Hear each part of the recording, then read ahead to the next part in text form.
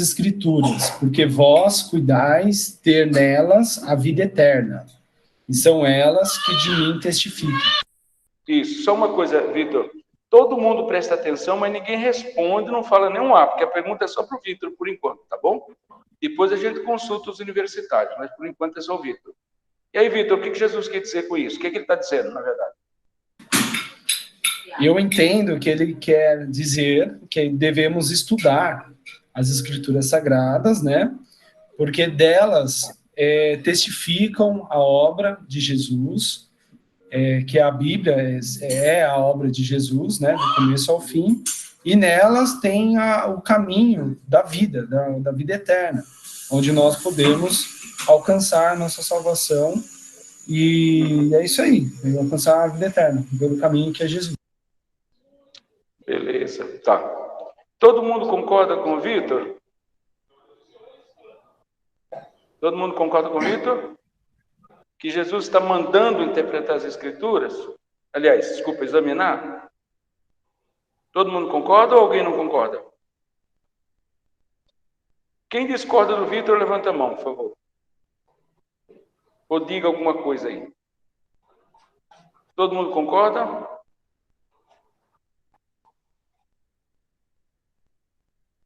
Você não pode ficar em cima do muro. Todo mundo concorda. Quem cala, consente. Todo mundo concorda com a interpretação do Vitor? Sim, porque examinar seria estudar, né? Estudar as escrituras. Sim. Eu Tá vejo. bom. Tá. Todo mundo concorda, então, com a interpretação do Júlio? A Sandra também, e o Arnoldo. Beleza, queridos. Tá bom. Todo mundo concorda, então, que a interpretação é essa? Jesus está mandando examinar as Escrituras? É isso, né? Beleza. 99% dos cristãos interpretam esse texto errado. Vocês estão vendo porque, não é examinai. Você vê que uma letra só muda todo o texto. É examinais. Examinai é um imperativo. O verbo está no imperativo. Examinais, Jesus está dizendo que eles examinavam, está no passado. Então, vamos traduzir em outras palavras. Vocês examinam as Escrituras porque vocês cuidam ter nelas a vida eterna. E são elas que de mim testificam. Mas vocês não querem vir a mim para ter vida. Ora, se ele mandasse examinar no futuro, como é que eles ainda iam examinar? Como era que Jesus ia brigar com eles, que eles não estavam querendo vir a Jesus? Se eles ainda iriam examinar. Então você viu que um S altera todo altera todo o tempo do verbo. Esse verbo aí está no passado, não é imperativo. Ele não está mandando examinar, ele está dizendo que eles examinavam as Escrituras, mas mesmo examinando, eles não queriam vir a Jesus para ter vida. Os irmãos entendem como S muda toda a frase? Muda tudo, completamente, muda completamente. E a gente podia ver muitos outros textos. Vocês vão ver aí, aí está examinais, não está? Todo mundo está examinais, não é? Examinais no plural. O Vitor, como a maioria de nós, falamos no singular, mas não é no singular, é no plural. A sua está no plural, Vitor? Uma das Bíblias está no plural e tem uma outra que tem uma nota embaixo que está falando examinais ou examinai. Não, mas não pode ser, Vitor. Se você analisar, não pode ser. Não pode ser examinai, sabe por quê? Vamos analisar novamente o texto. Se fosse examinai as Escrituras porque vocês cuidam ter nela a vida eterna, como é que ele ia dizer, e vocês não querem vir a mim para ter vida? Jesus estava falando de alguma coisa que já acontecia no passado. Vocês examinam as Escrituras porque vocês cuidam ter nela a vida eterna, e são elas que de mim testificam, mas mesmo assim, vocês não querem vir a mim para ter vida. Ora, se Jesus estivesse mandando examinar, seria uma coisa dali para frente. Como é que Jesus ia cobrar deles o fato deles não virem Jesus? Se eles não conheciam Jesus ainda. Então, está completamente errada essa tradução, examinai. Não existe isso aí. Você pode ver em todas as Bíblias, se você fizer um estudo mais minucioso, está examinais. Você vê que um S altera todo o sentido da frase. Mas não tem problema não, Vitor, porque todo mundo seguiu a sua mesma raciocínio. Você vê aí? Se eu perguntasse para qualquer um, todo mundo ia dizer a mesma coisa, porque todo mundo concordou com você. Mas essa é uma pegadinha mesmo, porque eu vejo muita gente pregando esse texto completamente errado. Por exemplo, lá em Isaías tem um texto que diz assim: eis que eu faço uma obra de espanto e de assombro. O meu pastor, meu pai na fé, sempre pregou esse texto como sendo no sentido positivo da palavra. Mas não está no sentido positivo. Aí você vai ler no contexto, é por isso que ele não pode ler só o texto. Você tem que ler o contexto, o que vem antes e o que vem depois. Não é? Para você pegar o contexto. Contexto é o quê? É alguma coisa, é o sentido dele dentro do contexto. Ou seja, o que vem antes e o que vem depois. Certo? Você não pode pegar o texto isolado, o versículo isolado. É a mesma coisa que nós já comentamos de João 8,32. Todo mundo fala, conhecereis a verdade libertará. Mas o texto, ele é um complemento do texto anterior, do verso 31. Sem o que, o 32 perde completamente o seu sentido. Porque quem é liberto é quem permanece na palavra. Os irmãos entendem? E esse texto de Isaías, vê se alguém acha para mim aí, faz uma busca no Google aí, alguém rapidamente para mim. O texto diz assim: eu faço uma obra de espanto entre vós. Isso é Isaías. Essa obra de espanto, quando você vai ver lá, é uma obra de terror que Deus vai fazer por causa do pecado deles. E a grande maioria prega como se fosse uma coisa gloriosa que Deus vai fazer. Não. A mesma coisa, amados, está lá no capítulo 7 de Josué, quando Deus fala com Acã, porque lá diz, você vai ver lá, diz que ele pegou alguma coisa, anátema, ele tocou no anátema. A grande maioria de nós acha que anátema necessariamente quer dizer maldito, mas ela não tem um sentido só de maldito, que lá em Gálatas 1:9, né, diz: se alguém pregar outro evangelho além do que foi pregado, seja anátema, a gente entende, seja maldito. Por que Acã foi morto? Recebeu a pena de morte? Porque ele tocou no anátema, mas a gente pode pensar que foi só porque ele tocou nas coisas malditas. Mas não, anátema naquele sentido ali, você pode estudar? Estudem, por favor, a morte de Acã. Você vai ver que ali anátema significa consagrado ao Senhor. Também pode significar consagrado. Certo? Então, consagrado, a palavra anátema, dependendo do contexto, pode ser maldito ou consagrado. Naquele contexto, foi consagrado. Por quê? Nos textos anteriores, antes deles irem para a guerra, Jericó, estava dito que o ouro, a prata, cobre, ferro, tudo que tivesse esses metais, deveria vir para o cofre, deveria vir, era sagrado, era de Deus. E ninguém poderia tocar naquilo que era de Deus, entende? O problema de Acã não foi só que ele tocou na capa babilônica, mas o grande pecado dele foi tocar naquilo que era do Senhor, que era consagrado ao Senhor. O ouro, a prata e tudo que fosse de metal era do Senhor. E ele foi e pegou. Por isso que ele foi amaldiçoado com a pena de morte, porque ele tocou naquilo que era do Senhor. Né? Recebeu a pena máxima, praticamente, porque, infelizmente, ele tocou naquilo que era do Senhor.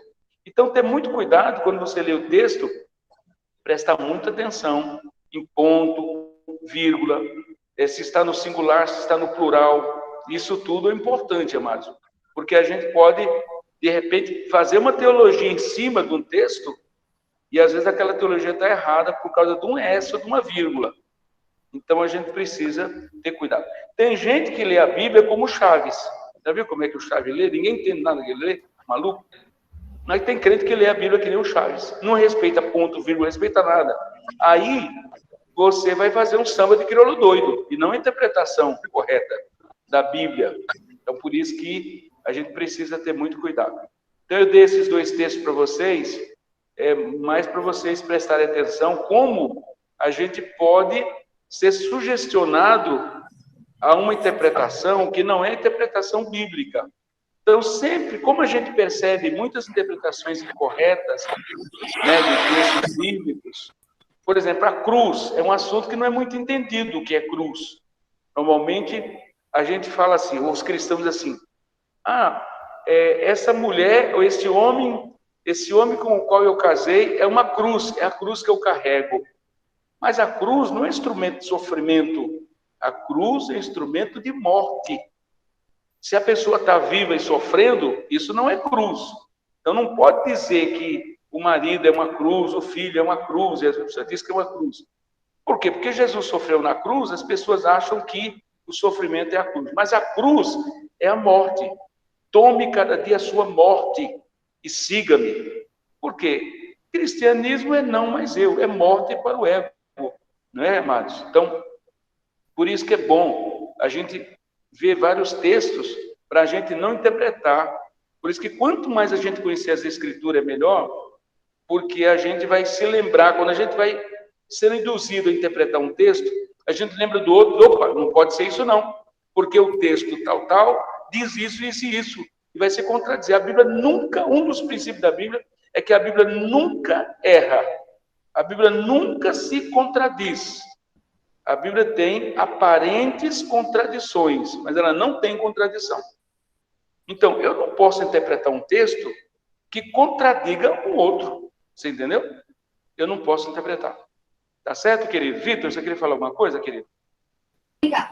Sim, José, só para complementar, na outra Bíblia que eu tenho aqui também de estudo, nessa parte A do versículo, né, que fala sobre examinais, diz assim, que é de uma palavra original do grego, ereunon, que vem de procurar, assim como um cão de caça procura o cheiro do rastro. Literalmente quer dizer, vocês examinam as escrituras, porque pensam que nelas vocês têm a vida eterna. Fecha aspas. E isso. Obrigado, Vitor, por sua cooperação, muito boa. Então, vocês pensam, se eles ainda fossem examinar, como era, Vitor, que eles iam pensar que tinha vida eterna, como é que Jesus podia cobrar o fato de eles não quererem vir a Jesus para ter vida, se eles ainda iam examinar, porque Jesus estava mandando examinar? Então, de fato, essa é a interpretação. É só para ver mesmo, Vitor, que 90% da cristandade interpreta errado esse texto no singular, quando na verdade está no plural, né? O texto, a palavra está no plural e ela muda o tempo do verbo. É tempo passado, não presente, não está no imperativo, não é uma ordem, mas é uma constatação que Jesus fez. Vocês examinam as Escrituras porque vocês cuidam de ter nela a vida eterna.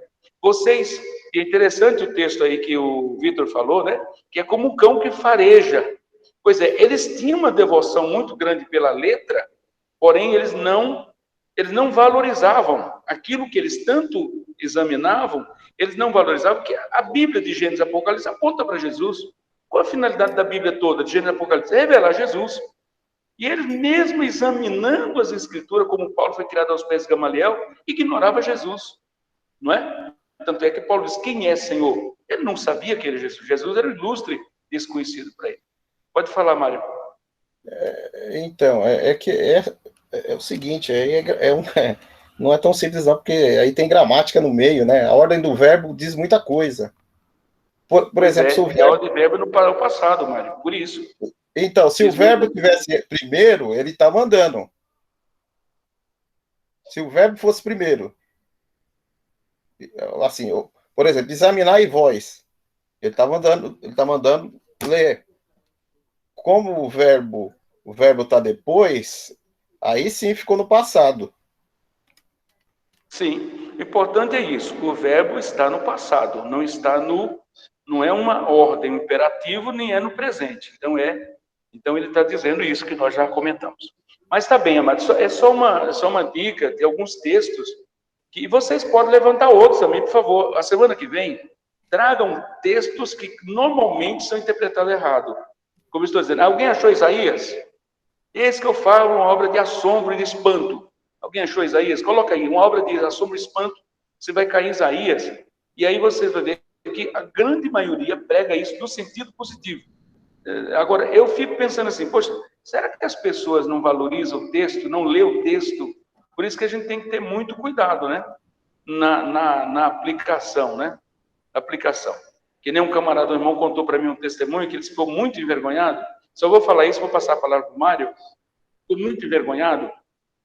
Por quê? O irmão estava dando testemunho, aqueles testemunhos, né? O irmãozinho, coitado, estava pregando, disse assim, irmãos, a Bíblia diz, nem só de pão vive... Não, ele estava contando testemunho. Porque tem uma moça na firma me tentando e me perseguindo, e uma coisa tenebrosa, e eu falando para ela, sai para lá, cão, e não sei o quê, não sei o quê. E a moça insistindo. Eu peguei a palavra de Deus e falei assim, Jesus falou, nem só de pão viverá o homem. Eu te digo, nem só de mulher viverá o homem. Se cabe uma coisa dessa, meu Deus do céu, que o irmão disse que não sabia onde esconder a cara, tanta vergonha, né? Porque ele está dirigindo o culto. Meu Deus do céu, como é que ela diz uma besteira dessa? Como ela faz uma interpretação dessa, achando que dá para colocar uma mulher na palavra, né?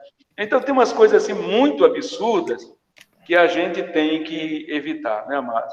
Assim, eu creio que se a gente for direcionado pelo Espírito Santo, né, a gente vai evitar essas coisas. Porque o Espírito Santo mesmo nos conduz, o Espírito Santo ilumina a nossa mente para que a gente evite esse tipo de coisa, né? Olha, Isaías 29:14. Isso, obrigado, querido. Obrigado. O Anderson, quem foi que colocou aí? O Anderson colocou? 29:14. Eis que eu faço uma obra de assombro e de espanto. Aí você vai ver o contexto, Isaías 29:14, não é no sentido positivo, é no sentido de que Deus iria trazer juízo, castigo sobre aquele povo. Mas a grande maioria diz, olha, Deus vai fazer uma obra grande, tremenda em nosso meio, que maravilha. Tal. Só que no contexto ali, ninguém queria essa obra de assombro e de espanto, porque era um terror de Deus sobre a vida do homem, né, sobre Israel. Amém, querido? Então, só falando um pouquinho sobre interpretação, o cuidado que a gente tem que ter com as interpretações, tá bom? A semana que vem, por favor, tragam textos bíblicos que são mal interpretados, até para servir de exemplo para nós, tá bom? Bom, agora eu passo a palavra para o Mário. O Mário vai ministrar para nós sobre o texto, sobre o tema que foi a Marinalva que sugeriu. O tema foi... não, foi a Marinalva não, perdão. O texto, desculpa, alguém sugeriu aí, não me lembro, sobre... E foi sorteado o tema de... ansiedade. Marinho, está com você, querida, a palavra. Fique à vontade. Amém. Ok. Bom, a ansiedade é um mal que assola a humanidade há milênios. Não é uma coisa nova, mas é um problema de psique, né? Um problema na nossa alma, e ela causa muita angústia, causa assodamento, pressa, e há alguns exemplos de pessoas ansiosas que elas causaram, a ansiedade delas causaram males e causa até hoje causa mal para toda a humanidade. Um exemplo de pessoa ansiosa, Sara, a ansiedade dela de suscitar um descendente para Abraão e para ela mesma, fez ela tomar uma atitude que comprometeu gerações, e compromete até hoje. A exemplo a questão ali de Israel com os palestinos, é um fruto do assodamento de Sara, da pressa de ter um filho, dar um filho para Abraão, que acabou dando no primeiro momento, mas não era um filho legítimo, não era o filho da promessa, e no final das contas, isso trouxe um grande mal para Israel, para todas as nações, porque, não é? Eu quero ler esse texto de que fala sobre Sara, Gênesis 16, 2.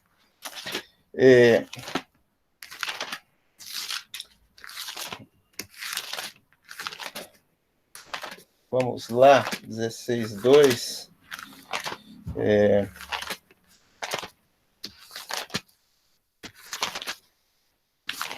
Aqui. Um momentinho. 16, 2. Porque Deus havia prometido, né, que ia dar um filho. 16, 2. Vamos ver aqui.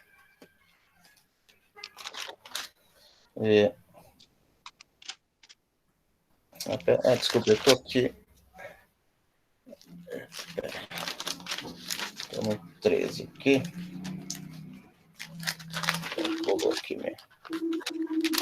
Coloquei minha Bíblia aqui. Colou a página. Espera aí. Mário, é isso mesmo, 16, 2 de Gênesis, querido. Isso. Assim, eu quero.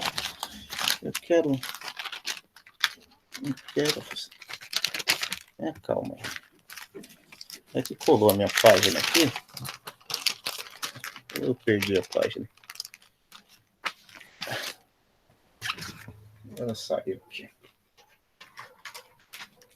O Anderson projetou aí o texto. Projetou? Projetou, Anderson. Mas mesmo assim, eu insisto em ler aqui também. É que colou aqui, interessante.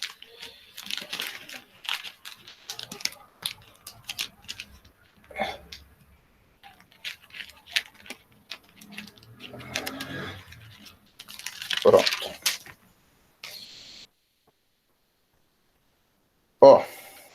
Veja só. Ela disse, pois, Sara a Abraão, o Senhor me tem impedido de ter filhos. Toma minha serva, que eu tenha filhos por meio dela. E ouviu Abraão a sua voz, e deu do que deu a pressa de Sara, a culpa. Interessante que o ansioso, ele sempre acha um culpado. Ele sempre acha um culpado, não é, para sua desgraça, pelo seu problema, não é? E nunca vê que o problema está nele, não é? A solução está nele, mas ele só enxerga problema dos outros, não é? E eu tenho um outro texto aqui que mostra um outro mal do ansioso. Provérbios 12, 25. 12, 25 também fala de uma outra situação.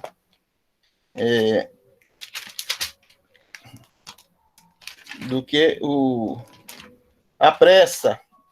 Porque, na realidade, a ansiedade é pressa das coisas se cumprirem rapidamente, segundo o que nós achamos, não é? E não respeitamos o tempo de Deus, o tempo das coisas, e queremos acelerar. 12, 25. Veja só o que a ansiedade pode provocar também. A ansiedade do coração do homem o abate, fragiliza fragiliza o homem, ele não sente segurança. Eu estava vendo um pouco a respeito disso, que é vasta, as informações são vastas a respeito de ansiedade.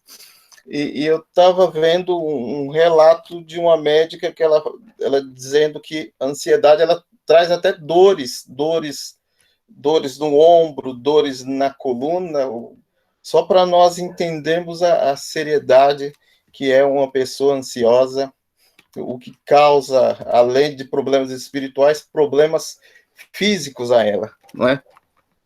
E sem contar que o ansioso, ele perde a confiança em Deus, não é? Porque que é tudo rápido. A ansiedade de Israel por um rei, não é? Queria ser como as outras nações, e no fim escolher um rei que Deus deixou Israel escolher, né, na sua pressa de ter um rei, porque Deus já tinha um rei no coração, né? Mas Israel queria rapidamente um rei, e o rei que Israel escolheu, como nós sabemos, Saul, aquela tragédia. Outro também apavorado, assodado, né, a ponto também de perder o seu reino por uma atitude de sacrificar quando não era um papel dele. Ele não era sacerdote. Isso comprometeu ali também o seu reinado. Então, nós entendemos que a ansiedade faz com que percamos muitas coisas, não é? Percamos a segurança, a confiança, não é? Então, ela é muito maléfica, a ansiedade, espiritualmente e fisicamente, não é? E Jesus, né?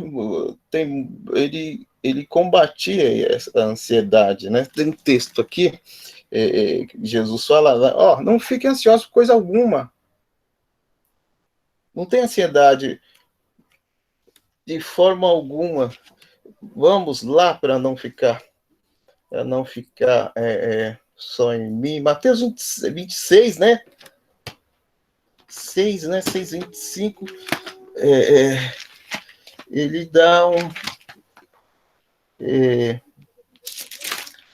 dá um norte a respeito de ansiedade. Veja só. 6:25. Jesus trata de ansiedade também, não é? Por isso vos digo, não andeis ansiosos. Peraí, vamos ver primeiro. Não é isso mesmo. Por isso, não, eu vos digo, não andeis ansiosos pela vossa vida, quanto ao que haveis de comer ou de beber, nem pelo vosso corpo, quanto haveis de vestir, não é? Então, ele diz para não fique quieto. Espere o tempo. Espere o momento, espere em mim. Espere em mim que as soluções surgirão. É claro que existe ansiedades, né, que é benéfica, né? Quando Paulo fala, eu estou ansioso por vós, né? Ansioso de ver os irmãos, é diferente, né? Eu tenho, aí aí nós podemos trocar isso, eu desejo ver os irmãos. É claro que o texto diz ansioso. Ou o outro lá da corça, quando fala a respeito da corça, que a corça anseia pelas águas, não é? Então, essa é uma ansiedade de sobrevivência, não é? Não é uma ansiedade que vai causar mal algum, mas ela vai trazer sobrevivência, não é? A ansiedade de estar orando junto com os irmãos, não é? De estar na comunhão com os irmãos, essa é uma ansiedade fantástica, maravilhosa. Agora, aquela ansiedade que, como de Sara, como de Israel, que queria apressar as coisas, mas Deus tem o seu cronograma, né? A sua hora não é na sua, nem na minha hora, mas na hora do Senhor, não é? Então, vamos ver agora, vamos ver umas soluções aqui. 1 Pedro, que ele fala lançar, né, sobre ele. Lançar sobre 1 Pedro. Ai, desculpa, eu estou caindo aqui, eu tô no quarto, eu estou na cama e estou escorregando toda hora. Então, 1 Pedro 5:7, ele dá uma direção para nós vencermos a ansiedade. 5:7. Veja só que tremendo. Então ele diz, 1 Pedro 5:7, ele diz: lançai sobre ele toda a vossa ansiedade, porque ele tem cuidado de vós. Aí pensamos, querido, você não sabe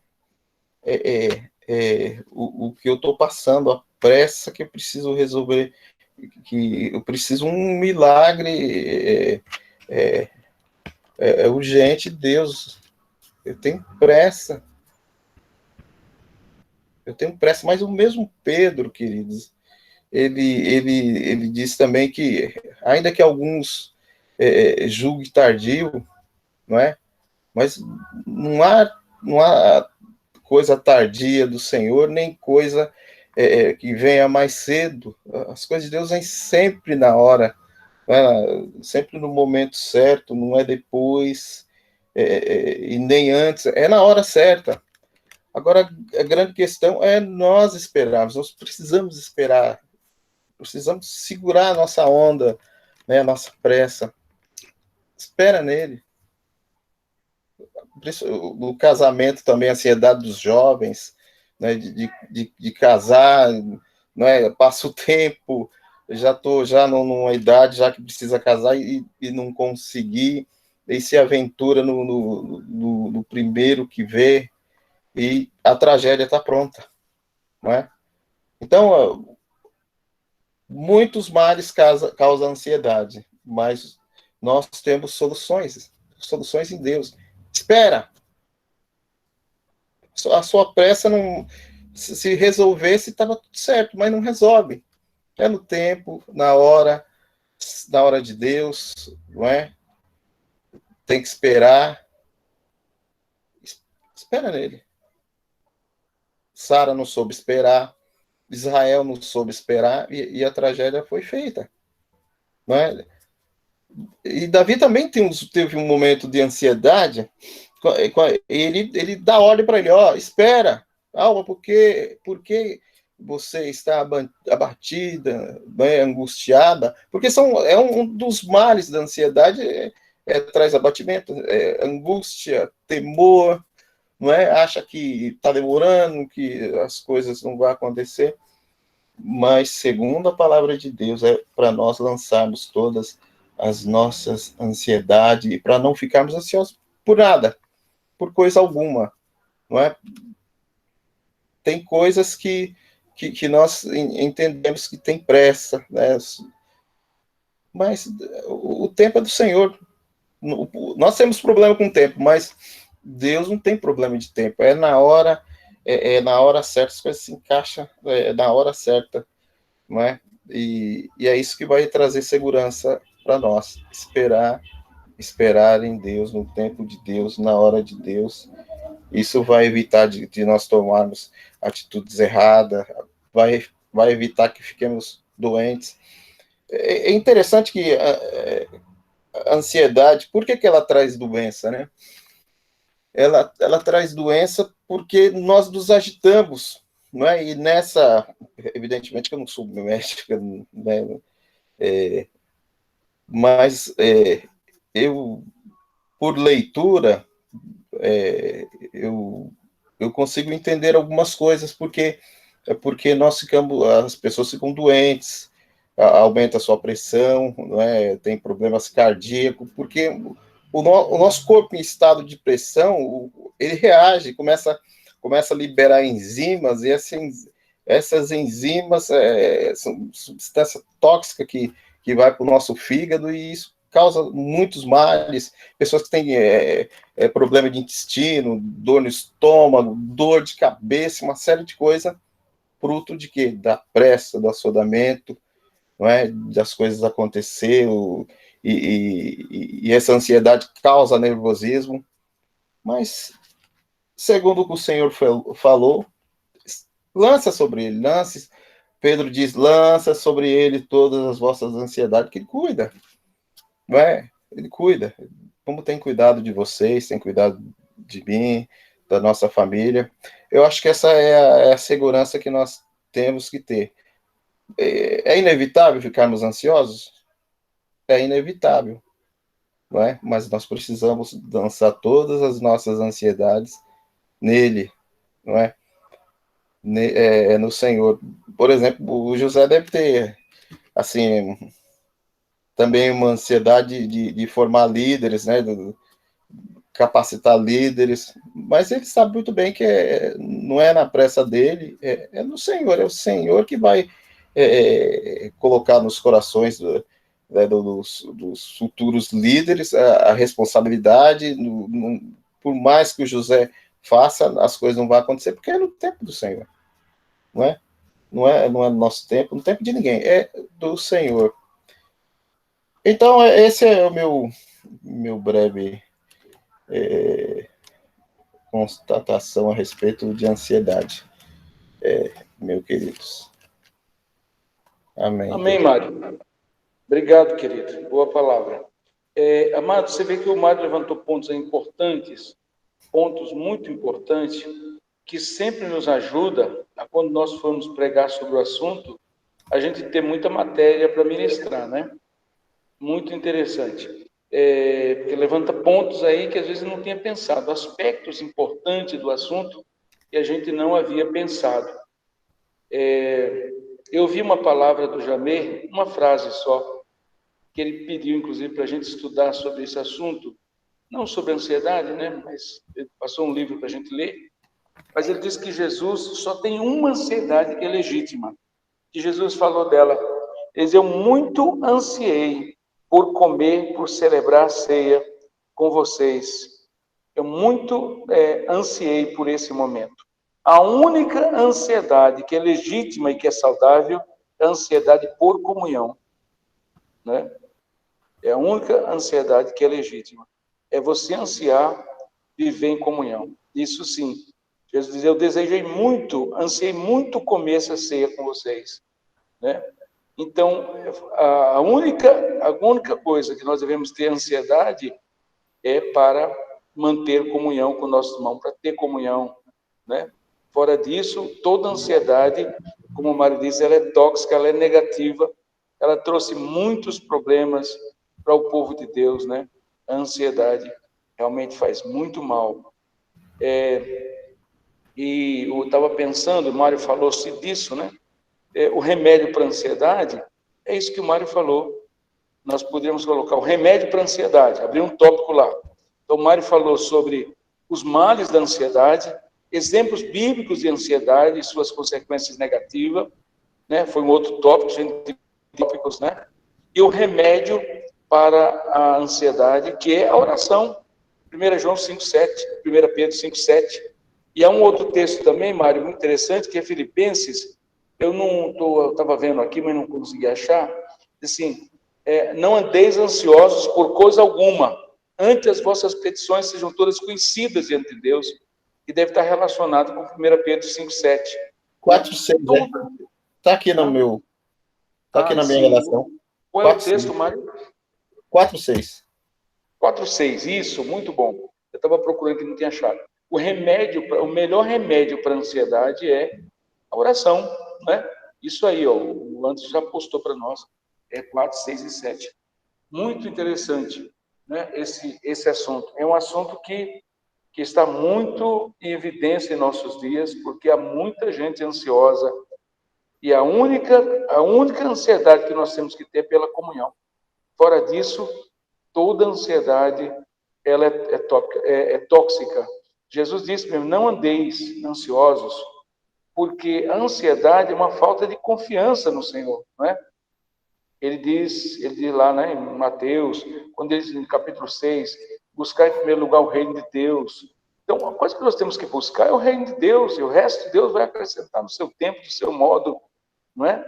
Então, é muito importante isso, sim. Eu não falei, mas a ansiedade também é uma pré-depressão. Sim. Ela é uma escada já para a depressão.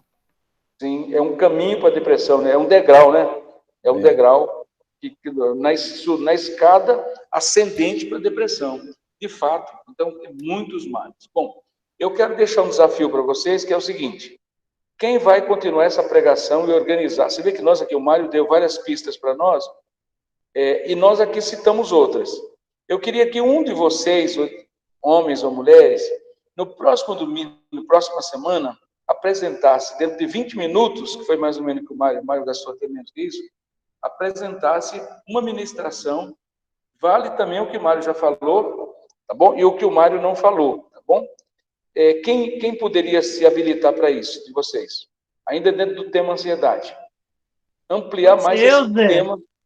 Pode sim, Marcelo.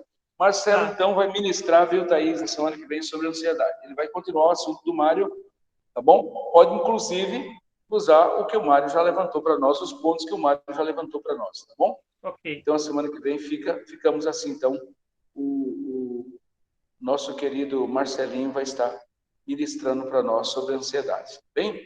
Então, é isso aí, amados. Nós vamos encerrar por aqui, então, tá bom? Já está dando 9 horas. Eu já tenho que fazer o check-in também.